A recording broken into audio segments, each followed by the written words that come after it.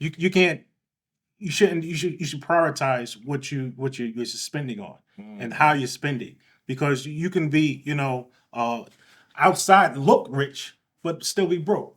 Right. And that's the problem. A lot of people want to look rich, chasing the Joneses, but keeping up they're appearances. not, but they're not financially sound. So there's a documentary that's out, old documentary called "How to Sell to the Negro," Right. and this it kind of talks about this kind of stuff because it says the Negro. I'm using these terms, right?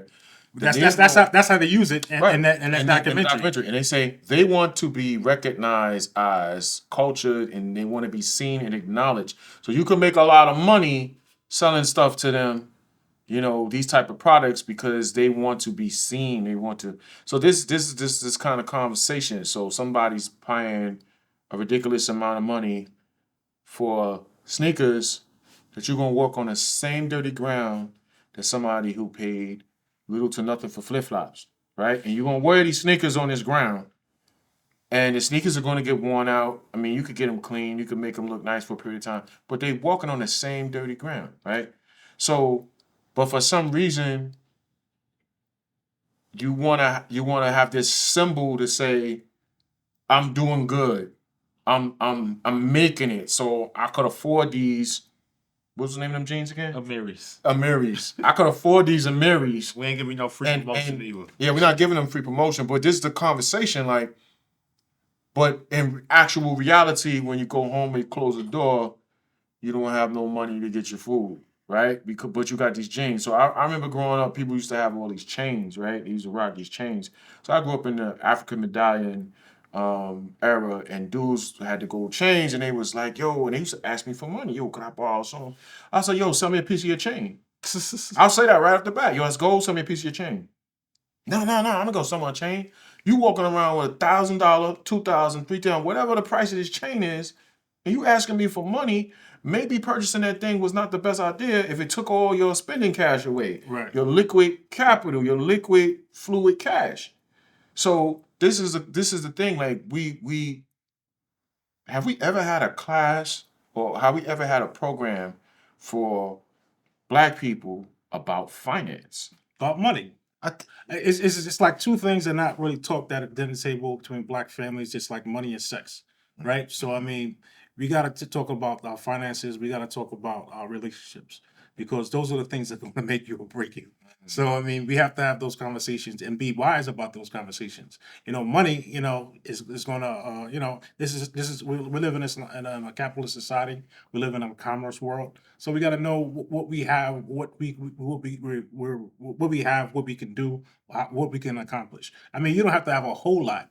I mean, it's again, it's what you save, it's what you're doing with your money, how you allocating your resources. So Black folks, I mean, we always had put our rubbed our 2 cents together and made it possible for a lot of stuff. I mean, that's how a lot of like hip hop kind of started. Mm-hmm. So we have the creativity, the innovation to do stuff, but now we have to understand that we are valuable, because we bring value to a lot of situations, right. and we have to understand that our value, and now we can quantify it, because we made these corporations and stuff millions, billions of dollars. This is just like this thing with with Kanye and Adidas. It's a $1 billion industry. Before Run DMC hit up their Adidas, you know what I'm saying?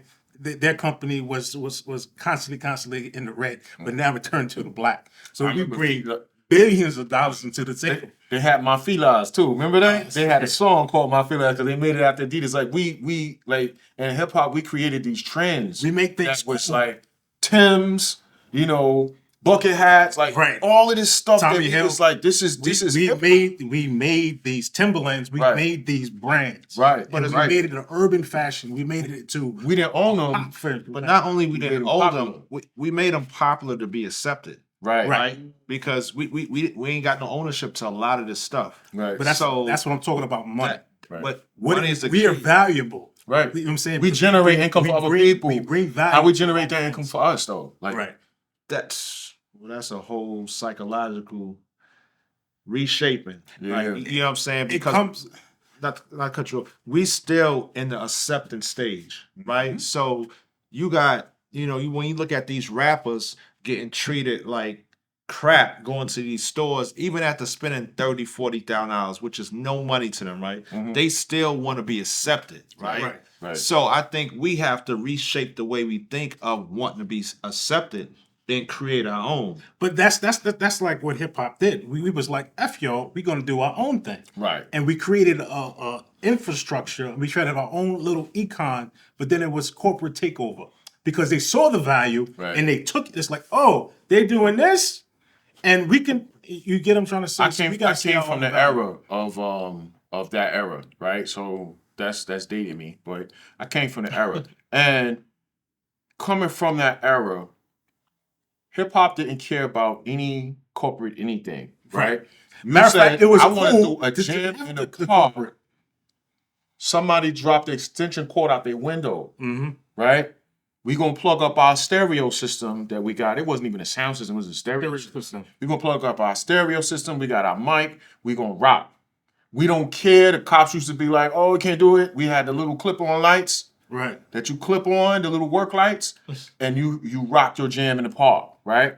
And your rhymes was not really on no tapes. It was you gotta be there. If you wasn't there, you just missed it, right? And then the tapes started coming out, and then the mediums, and then the corporate came, right? So we took clothes that was, we had the Lees, we had all these, we took clothes and we was like, we made them our uniform, right? And because we made them our uniform and we accepted it, then these companies made money and they saw the benefit.